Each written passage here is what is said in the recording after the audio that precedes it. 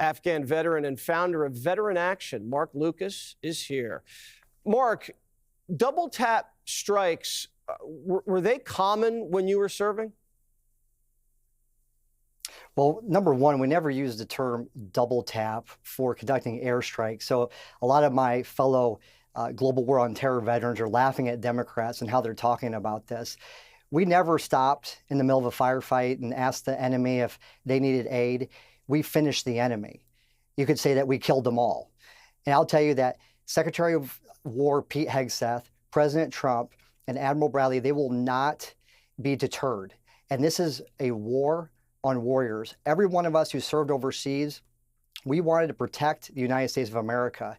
And we were told that we're going to be able to fight the terrorists overseas so we wouldn't be able to fight them here at home. Well, President Trump, like you said earlier, is embarking on the most popular foreign policy objective right now with killing these narco-terrorists. So what this really all is, it's politics. It seems like Republican orders are unlawful, but Democrat orders are lawful. You see Senator Mark Kelly, who I think should be tried for sedition, him and the Seditious Six, they planned this. They wanted to have that video go out to sow doubt in the minds of military commanders, to create a wedge between them and the commander-in-chief.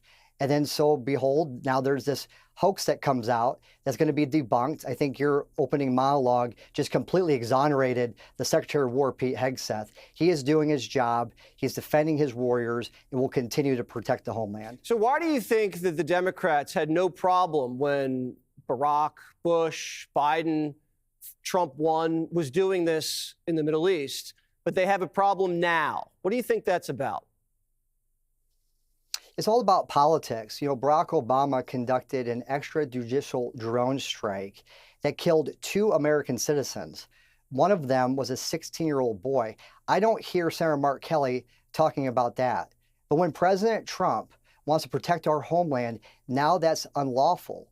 What we're seeing is an insurgency that's being waged against the duly elected commander-in-chief. President Trump wanted a mandate. The American people support him. But the Democrats, they're not going to stop their lawfare. We saw what they did in 2024. They tried to kick him off the ballot. They tried to charge him with non-crimes, and they underfunded his Secret Service detail and almost got him killed. Well, when President Trump won, they weren't going to stop.